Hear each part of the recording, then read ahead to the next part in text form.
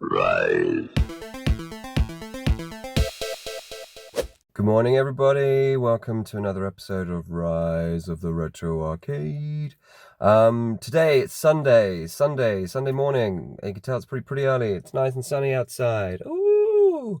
I'm up the Central Coast. I'm going to go and visit Michael Saunders, Magic Mike as I like to call him, who is the man who fixes up my machines for 1989, because I got a gift for him. This thing here.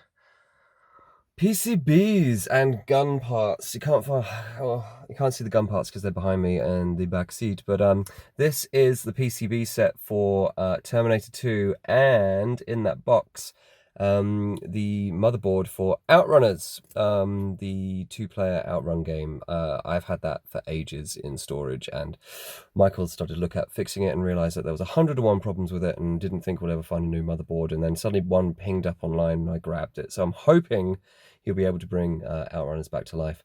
But Terminator 2 has been a huge project for Michael. We've had to rewire the entire cabinet. I bought it off a guy up in Brisbane. I don't think he honestly knew what kind of state the machine was. It had mice living in it. So Michael's had to take out an old nest, rewire the entire cabinet. We've had the PCB board sets had to go through 2 processes of fixing up. The guns have had to go through a whole process of being fixed up. I found these new gears are from, well, I didn't find them. Jason Hyde, the wonderful Jason Hyde, who I visited his Mancade. I'll put a link in the description below. He gave me some new old gun parts, because he had some spares. So the whole cab's been a mishmash of grabbing things, finding things, and all that kind of stuff to get it fixed. So hopefully this is the final hurdle to bring in Terminator 2 alive. And also, Michael has taken delivery of 3 new cabinets, 2 of which, well, actually all 3 of them I'm really excited about getting, but 2 of which are going into my private collection. So I'm an arcade collector, so my collection does sit on the floor of 89, but I also do have a couple of cabs, rare cabs, or cabs I feel I don't want to risk damaging, because they're getting pretty old, in my own private collection. And 2 of these 3 are going to go into my private collection, and one of them is going to go on the floor of 89. I don't want to spoil the surprise, so here we go. All right, I'm here at Michael's place, and first of the 3 cabs is beautiful Asteroids. I've been after an Asteroid since opening 89 3 years ago. I've always wanted to have one of these cabs in the bar, and I'm very excited because we are going to have a golden age lineup in the bar, and Asteroids, Space Invaders, Miss Pac-Man, Donkey Kong, and hopefully Centipede is going to be part of that lineup. So Michael's got a bit of work to do on this one. As you can see, the cab itself is in really nice condition. Original artwork, control panels, missing the cardboard bezel, but we've actually found that in a box, so that'll be put in. And I think Mike's got to replace, well, we've got a spare PCB that's going to go into the cab, and we've got a new power supply chassis. So Michael's going to do a complete overhaul of this, and then we'll have an OG Asteroids. Next to us here is a little sneaky peeky here. There seems to be a Laserdisc player at the bottom of this cab, and if I walk around, it is pride of my collection, an original Dragon's Lair. An original Dragon's Lair currently running off of the Laserdisc player. This cab is awesome. My background is in animation. I've been an animation editor for many years, cut things like Peppa Pig, Charlie and Lola, all that kind of stuff. So animated shows and history is a big part of stuff that I love. So being a Don Bluth fan, I obviously was very excited to discover one of these out in the wild. So this is actually going to go in my private collection. So this won't be on the floor of 89, but this will be going into, well, private collection is not very big.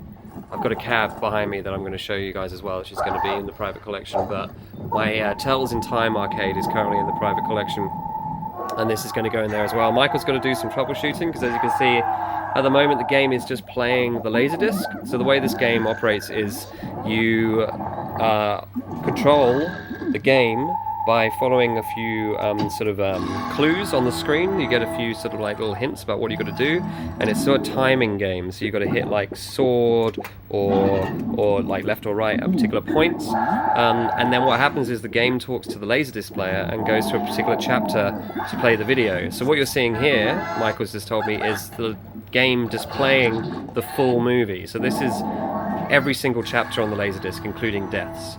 So the game is just playing through the Laserdisc as if it was a film. But when you play the game, it skips to certain chapters, whether you're successful or not. So it's pretty exciting to see this kind of playing through. And I can't wait until Michael works his magic on it and it's playing as a proper arcade game.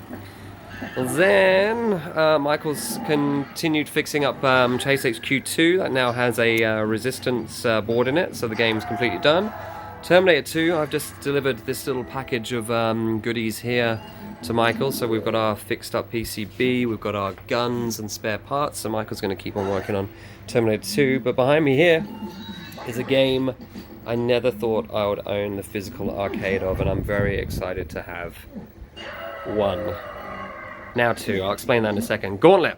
So they only made like about 7,500 of these cabs. I've been after one of these for ages. It's one of my favorite games to just sit down and spend hours and hours and hours and hours and hours playing. You can see the artwork on this cab isn't great, but I've been given a spare piece of original art, control panel art that we're going to replace, which is going to be great.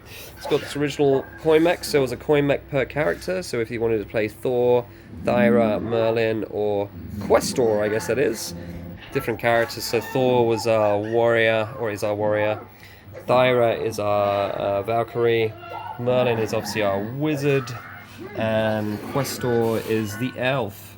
So Dungeons and Dragons style dungeon adventure action game, 4 players. Love Gauntlet. Weirdly enough though, I actually own 2 of these cabs now. I recently found one online on a Facebook marketplace, which actually is in a similar condition to this. It's got better artwork for the control panel, but it doesn't have any coin mechs. So Michael's gonna fix up that cab for me, and the second cab I've got for Gauntlet is going to go on the floor of 89.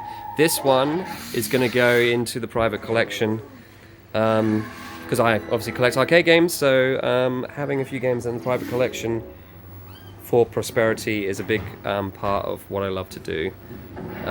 Even though my wife obviously is not happy about me having a few games in my private collection, because they all should be on the floor of 89 for people to enjoy, I feel like there's a few cabs that I would love to keep and look after and all that kind of stuff. So Gauntlet's one of them, and then Dragon's Lair, which is a wonderful piece of gaming history. So there we have it. Very excited about these. Very excited to get Asteroids on the floor of 89. We've got big plans for 89 over the next couple of months, which I'll share with you on this channel. But yeah, I will see you guys soon. Take care. Somebody's mowing his lawn. Okay, goodbye.